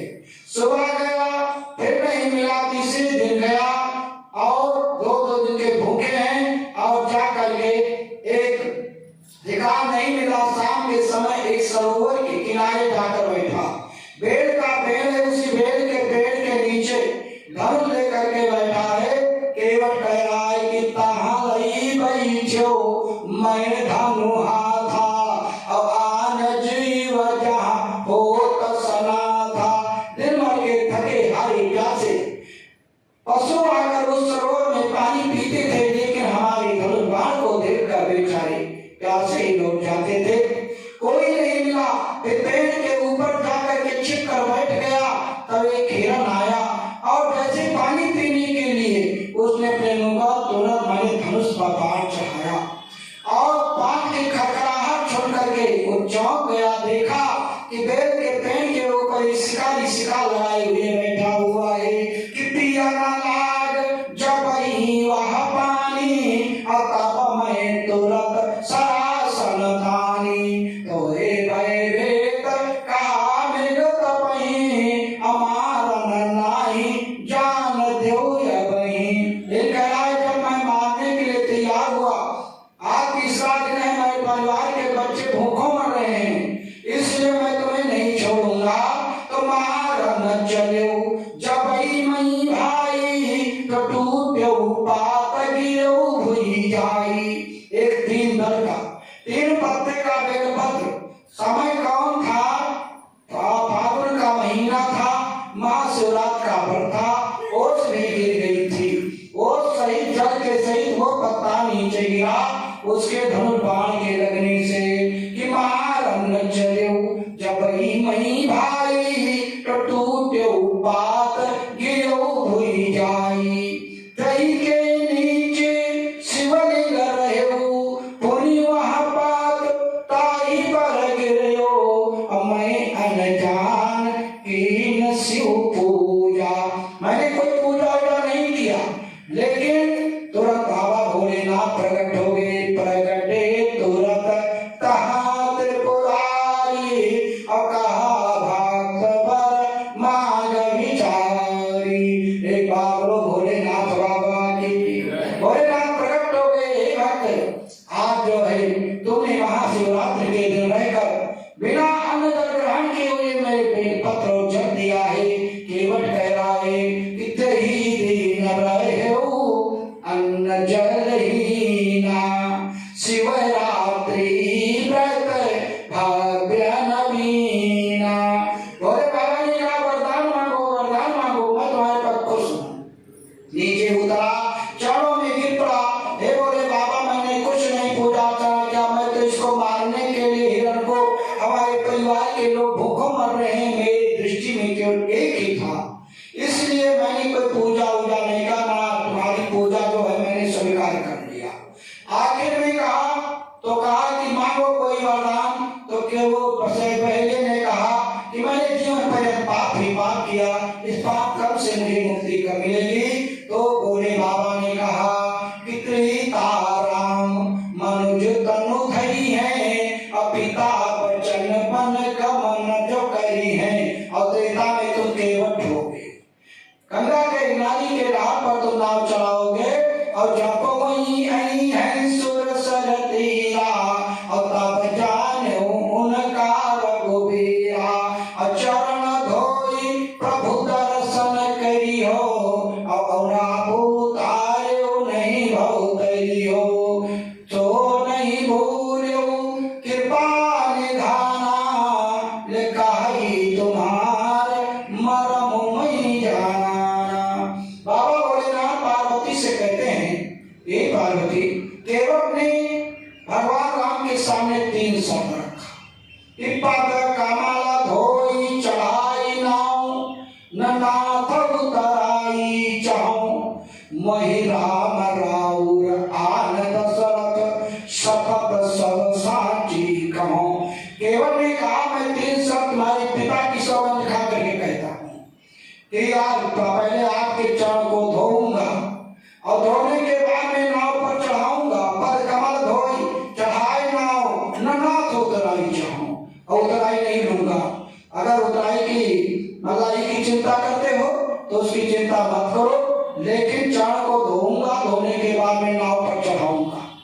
पार्वती ने भोले बाबा से कहा, हे भोलेनाथ, केवल ने जो 3 शर्त रखा कि चरण धोएंगे, उतराई नहीं लेंगे, और चरण धोने के बाद नाव चढ़ाएंगे, तो 2 तो समझ में आ गई, लेकिन तीसरी नहीं समझ में आ रही है, केवल नाव पर स्वयं चढ़ाने के लिए क्यों कह रहा है? बाबा भोलेनाथ ने कहा केवल 7 जन्म से उनके चरण को लगा हुआ है, अब किस पांसा चुकने वाला नहीं है। केवल ने सोचा अगर मान लिया इन्होंने चरण धोला दिया, और चरण धोने के बाद में ये स्वयं नाव पर बैठेंगे, तो इनके चरण में धूल लग जाएगी। केवल ने कहा मैंने सुना है कि इनके चरण का जादू नहीं था जो पत्थर नारी बन गई थी, बल्कि चरण में लगी हुई धूल की करामात थी। चरण कमल रज कहु सब कहाई, मारुनि करन मोरी कछुआई। 3 शब्द रखा और उनके पिता की सौगंध खाया। बस भगवान राम भक्त के भाव में खुशी मस्करा रहे हैं, लेकिन लखनलाल से नहीं था गया। लखनलाल ने धनुष पर बाण चढ़ा दिया, भैया मैं अब आपकी भी नहीं मानूंगा। एक बार तो इसने मेरी माता के घर की बेइज्जती किया, अब बाप तक चल गया। सोचो अगर माना जाए तो प्राण पर लड़ना है, और सांसारिक दृष्टि से माना जाए तो चक्रवर्ती महाराज दशरथ के पुत्र राम थे, और वो केवल भक्ति के भाव में बाप तक चढ़ गया। लखनलाल ने जैसे धनुष पर बाण चढ़ाया, केवट कहता है मुझे कोई गम नहीं, मानना तो ये दिन है ही है। बारोत्री रमारही लखन पई, तब लगी न पाव पखारी हो। बारोत्री रमारही लखन पई, तब तक चाहे लक्ष्मण मुझे मारने, लेकिन आपके चरण धोने के बाद में कभी नाव पर बैठाऊंगा। लक्ष्मण ने धनुष पर बाण चढ़ा दिया, लेकिन केवट ने कहा अब तो बचना नहीं, क्योंकि लखनलाल का संकल्प हो चुका है, इसलिए जगमोह सखा निशाचर जेते लक्ष्मण है निमिष बहु देते। इसलिए केवट ने कहा कि मरना तो एक दिन है, लेकिन ऐसी सुंदर मौत कहाँ मिलेगी। इस सुर सैतिया राम काज छड़ भंगो शरीरा। लेकिन और धर्मराज पूछेंगे कहाँ मारेगी, क्यों मारेगी, किसने मारा, किसके सामने मारेंगे। तो केवट कह रहा यही बताएंगे किसने मारा। असर काल रघुनाथ के प्राण के प्रिय बंधु, वही मोही बाण से मारत है। राम के छोटे भाई लक्ष्मण ने मुझे मारा। अस्त्र कहाँ पर मारे गए, का मारता हूँ कहाँ, सुचि गंग के तीर शरीर सो प्राण सिधारत है। गंगा के तट पर मारा। गवाही लो, दो गवाही की आवश्यकता होती है। बताइए किसके सामने मारा, गवाही मांगेंगे तो केवट कह रहा है तो गवाही है कि समूहे किसके जो विनीत सुनो, रघुनाथ से नाथ निहारत है। राम और सीता दोनों खड़े हुए थे, उनके सामने उनके भाई ने मुझे बाण से मार दिया। पूछेंगे कोई गलती किया होगा तभी तो मारे गए, गलती बताओ।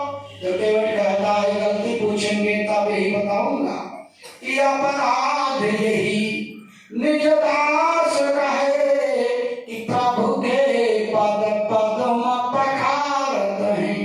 गलती यही थी कि मैं उनका चरण धोना चाहता था, उन्होंने चरण नहीं धुलाया, उनके भाई ने मार दिया। गोस्वामी तुलसीदास ने लिखा, सुन के वट के बहन प्रेम लपेटे अटपटे, बिहसे करुणाएं चितई जानकी लखन तब। राम लक्ष्मण और सीता की ओर देखकर मुस्कुराए, और ना लक्ष्मण बोले ना सीता बोली। तो भगवान राम ने भक्तराज केवट को आदेश दिया कि जा करके लाओ, अपनी कामना को पूरी करो, चरण धो। बाबा भोलेनाथ पार्वती से कहते हैं कि पार्वती केवट राम रजाय सुपावा, अपान कठौता भइले आवा। कठौता में दौड़ा गया, कठौता में पानी भर करके लाया। पार्वती ने कहा कि जब भगवान राम ने कहा था आन वेग पाए पखारू, माने जल्दी से चरण धो लो, तो केवट जो है घर से जल भर करके लाया। जबकि गंगा के तट पर है, गंगा में जल ही जल है, लेकिन गंगा जल को अपने कठौते में नहीं लाया, घर से अपने जल लेकर के आया। घर का जल ना कितना पवित्र होगा बताओ, गंगा के तट पर हो, गंगा के जो है जल लेकर नहीं आया। क्यों?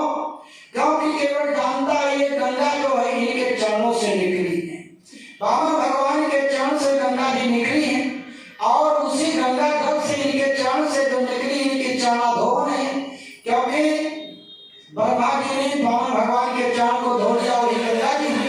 केवट ने कहा इनका चरण धोन ही तो गंगा है, और उस गंगा के जल से फिर मैं प्रभु के चरण को धोऊंगा, अपमान हो जाएगा, इसलिए झूठा हो जाएगा, इसलिए वो घर से जल लेकर आया। तो पार्वती ने कहा जल लाना था तो कोई बर्तन ले आता दूसरा, काठ का कठौता क्यों लाया, का इसलिए लाया कि इसको शंका समाधान करना था, दूसरा बर्तन लाता, इनके चरण में जादू करता कोई बात नहीं, लेकिन उसकी नाव काठ की थी ना, ले काठ का पत्थर लाया, पात्र लाया कि अगर इनके चरण में नौटंकी किया करने मुझे हो जाए तो भला ये काठ ही यही में परीक्षा हो जाएगी, हमारी रोटी रोटी तो बची रहेगी नौका, और नहीं तो नौका पर चढ़ा देंगे तब क्या होगा। तो पार्वती ने कहा ठीक है, लेकिन इतना बड़ा कठौता क्यों लाया, छोटी सी कठौती ले आता, चरण धोना था ना। तो कौन भाव केवट उरयावा, पानी कठौता भरी नहीं आवा। बाबा भोलेनाथ ने कहा पार्वती, केवट ने सोचा अगर मैं कठौती लेकर जाता हूँ कि जाऊ कठौत से हुई है लल्ली, इनके चरण ने जादू किया कि जाओ कठौत से हुई है लल्ली, तो दूसर घर का जावई चल्ली, और जाऊ कठौत से हुई है लल्ला, तो खेली है कुदी है करी है हल्ला, सोई भाव के वटोर आवा, पानी कठौता भरी नहीं आवा। बड़े प्रेम से भगवान के चरण को दबा दबा कर धो रहा है, साजन से लगा है, आज पाले आयति आनंद उमगे अनुरागा, चरण सरोज पखारन लागा।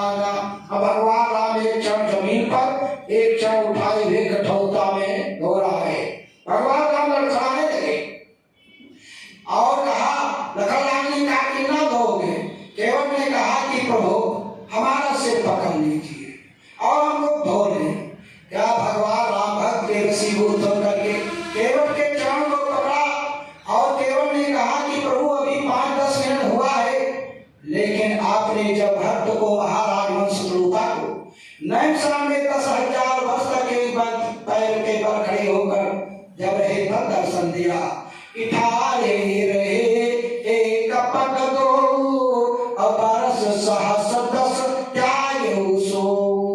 अब केवट एक चरण को धो रहे भगवान राम के उस केवट के सिर पर अपना दोनों हाथ रखे हुए जो है अपने शरीर को रोके हुए हैं।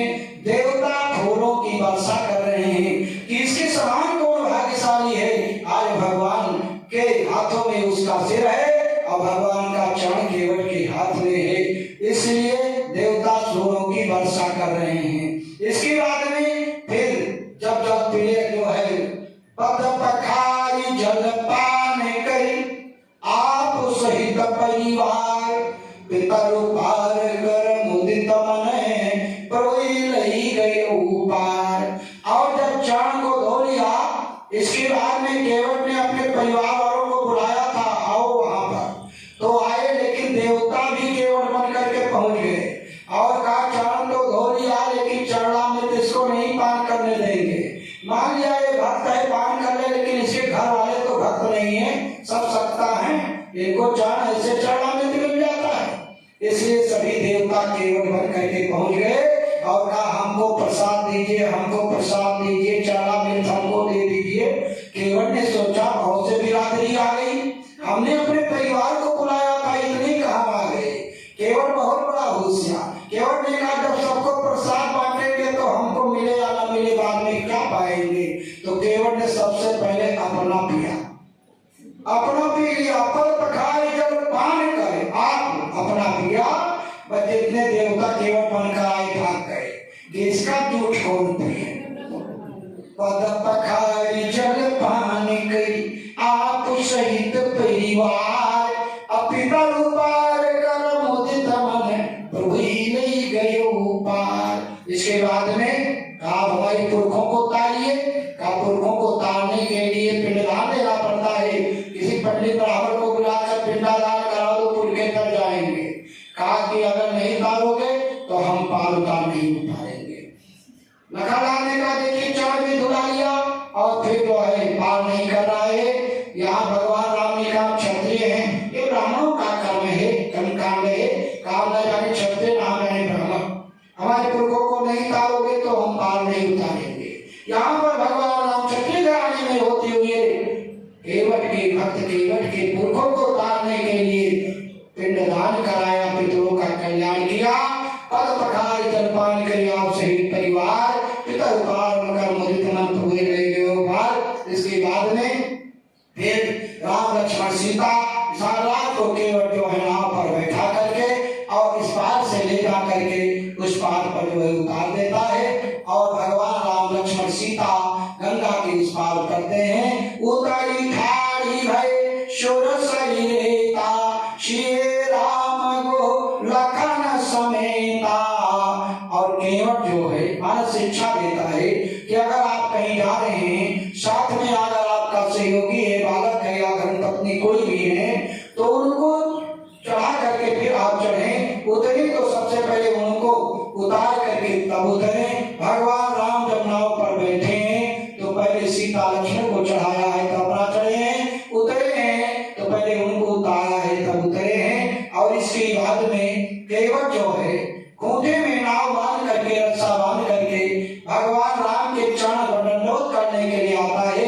भगवान राम सोचते हैं मल्लाई मांगेंगे तो क्या होगा, मल्लाई तो है नहीं के ये दंडवत के प्रभु सकुचिया काहू न दीना।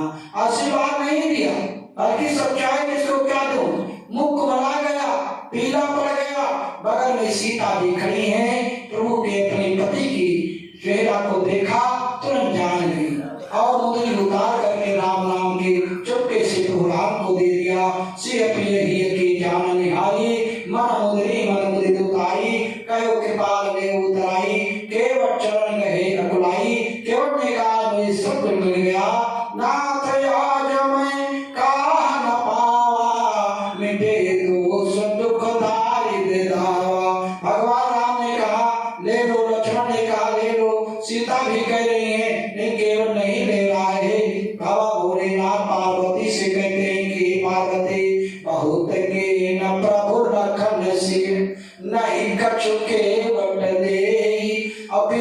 कीन करुणायतन विमल भक्ति बरते। भगवान ने अपनी विमल भक्ति को भक्तराज केवट को दिया और केवट सभी भक्तों में भगवान के सिरमौर जो है केवट हुआ। अब आइए जो है दो प्रभु का नाम लिया जाए। तत्पश्चात स्वामी जी के द्वारा भगवत चर्चा को समय